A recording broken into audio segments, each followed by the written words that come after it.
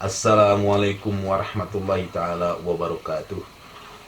Alhamdulillahirabbil alamin, wassalatu wassalamu ala asrofil anbiya'i wal mursalin wa ala alihi washabbihi ajmain.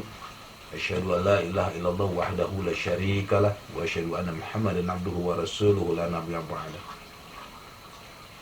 Rasulullah sallallahu alaihi wasallam bersabda, "Min syarrin nasi dzul wajhaini ya'ti haula'i biwajhin wa haula'i biwajhin."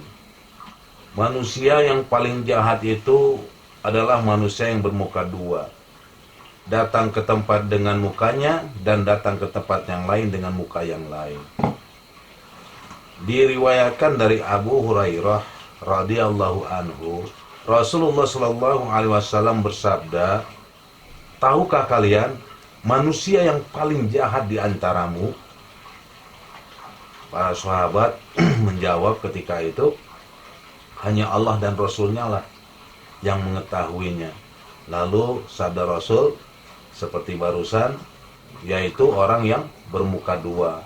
Ketika datang ke satu tempat dengan muka yang lain, datang ke tempat yang lain, mukanya yang lain lagi.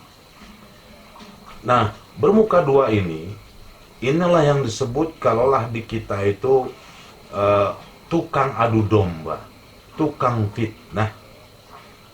Kalau dalam kitab-kitab disebut namimah. Ibnu Abbas radhiyallahu anhu meriwayatkan bahwasanya Rasulullah sallallahu alaihi wasallam dengan beberapa sahabat pernah berjalan melewati pemakaman, yang sehingga beliau dan para sahabatnya itu melewati ada dua pemakaman yang baru dikuburkan. Ini pemakaman baru. Nah, Rasulullah sallallahu alaihi wasallam mendengar suara dari bumi bahwasanya mereka itu disiksa. Lalu Rasulullah berhenti beserta para sahabatnya dan berbicara, "Ini mereka disiksa bukan karena dosa-dosa yang besar, tapi yang sebelah sini ini dosanya akibat kencingnya tidak bersih. Dalam arti kata ketika bercebok tidak bersih. Nah, yang sebelah lagi disiksa itu karena tukang adu domba." Nah, di sini akan kita tekankan yang tukang adu dombanya. Kalau yang berkaitan dengan kurang bersih dalam toharoh, nah nanti insya Allah dalam bab yang lain bisa kita jelaskan. Dan mau seharusnya apabila kita membersih itu harus bersih sesuai dengan syariat. Lalu Rasulullah SAW kasihan mendengar suara mereka yang menjerit-jerit disiksa oleh malaikat di dalam kubur, yang sehingga Rasulullah itu memotong ranting yang masih hijau. Nah, ketika dipotong dibelah ranting tersebut dan ditancapkan. Nah, lalu para sahabat bertanya, "Ya Rasulullah, apa maksud perbuatan Anda ini? Apa maksud perbuatan Rasul menancapkan batang pohon, ya ranting pohon yang dibelah menjadi dua dan ditancapkan itu?" Lalu Rasulullah SAW bersabda bahwasanya mudah-mudahan Allah Subhanahu Wa Taala meringankan siksa bagi mereka sampai ranting ini menjadi kering. Nah, itu kalau kita hitung dengan jari, berarti ranting yang masih basah, masih hijau ditancapkan berapa hari kira-kira bisa mengering. Itulah pertolongan Rasulullah SAW. Hanya seperti itu. Lalu selanjutnya, hadirin rahimakumullah, dimanapun Anda berada, bahayanya tukang adu domba atau tukang fitnah ini lebih berbahaya daripada tukang sihir. Sebab kalau tukang sihir ketika menyihir itu melalui proses, tidak langsung terjadi. Kalau tukang fitnah langsung ada terjadi kejadiannya. Lebih berbahaya dari bisikan-bisikan setan. Sebab bisikan setan itu bentuknya bayangan, angan-angan, dan lain sebagainya, dan lain sebagainya. Sekali lagi, bentuk adu domba atau fitnah itu bisa langsung mengena kepada sasaran. Makanya orang-orang seperti ini ditabalkan oleh Allah Subhanahu Wa Taala sebagai kayu bakar bahasanya. Hamalatal hatab, pembawa kayu bakar yang kemana-mana bisa membakar, mempengaruhi pemikiran manusia, kemana-mana membuat onar dengan bahasa-bahasa yang disampaikan. Itulah pekerjaan tukang adu domba atau tukang fitnah. Ya, di Quran sering kita baca hamalatal hatab. Lalu selanjutnya, hadirin rahimakumullah dimanapun Anda berada, dikisahkan ada seorang penjual hamba sahaya. Beliau, penjual tersebut, mengingatkan kepada calon pembelinya bahwasanya harus hati-hati dengan hamba sahaya ini, sebab dia ini suka mengadu domba. Nah, pembeli tadi tidak mengindahkan, cuek dengan informasi pedagang yang menjual hamba sahaya. Lalu dibelilah hamba sahaya tersebut dan dibawa pulang ke rumahnya. Nah, setelah beberapa hari hamba sahaya tersebut di rumah majikannya, lalu hamba sahaya tersebut awal yang didekatin adalah istri majikannya. Yang sehingga dia berbicara, "Nyonya, sebenarnya tuan itu sudah tidak sayang lagi kepada Nyonya. Buktinya tuan itu mau kawin lagi."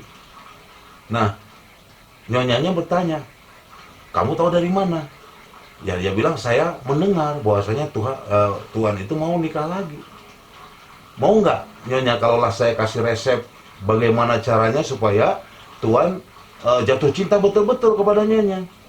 Mau nggak?" "Mau," katanya. "Bagaimana caranya?" "Nah, caranya Nyonya ketika tuan tidur, coba Nyonya cukur jenggotnya, kurut jenggotnya."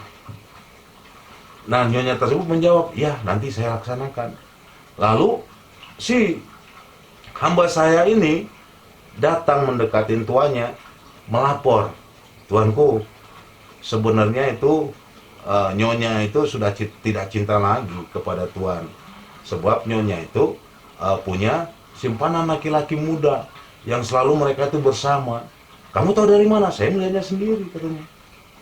Lalu selanjutnya, "Kalau nggak percaya, tuan bisa membuktikan. Tuan pura-pura tidur. Nah, dia, Nyonya itu akan membunuh tuan." Lalu berikutnya tuan tersebut betul-betul pura-pura tidur. Nah, sang Nyonya majikan dengan membawa pisau cukur datang masuk kamar. Bisa kita bayangkan, hadirin rahimakumullah, pisau cukur itu sangat tajam sekali, yang sehingga mengerok jenggot atau kumis dengan mudahnya. Kita sama-sama bisa membayangkan, dibawalah pisau cukur itu ke dalam kamar, maksudnya untuk mencukur jenggot daripada suaminya. Nah, suaminya langsung, yang pura-pura tidur tadi, langsung melihat, benar, istriku itu mau membunuhku. Lalu dengan sigap bangun suaminya, direbut pisaunya, dibunuhlah istrinya. Itu bahayanya adu domba, itu bahayanya fitnah.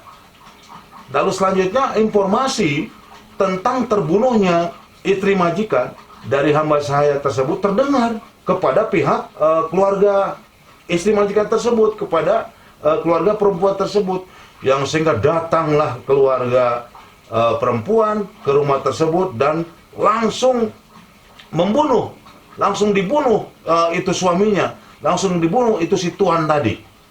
Bayangkan. Nah, setelah itu terdengar pula informasi kepada keluarga tuannya, ya, kepada keluarga seorang laki-laki tersebut, bahwasanya si tuan tersebut sudah dibunuh oleh pihak istrinya, dan terjadilah pertentangan, percekcokan di sana, peperangan antara keluarga gara-gara menerima informasi dari sang budak tersebut. Sekali lagi, ikhwatu fiddin rahimakumullah, inilah bahayanya namimah, inilah bahayanya adu domba, inilah bahayanya fitnah. Fitnah itu lebih kejam, itulah kejamnya. Bisa langsung membunuh antara dua pihak keluarga. Bayangkan kalaulah itu terjadi di antara lingkungan kita. Kita juga kadang-kadang membenci, ya, apabila mendengar informasi tentang orang-orang yang suka mengadu domba tersebut.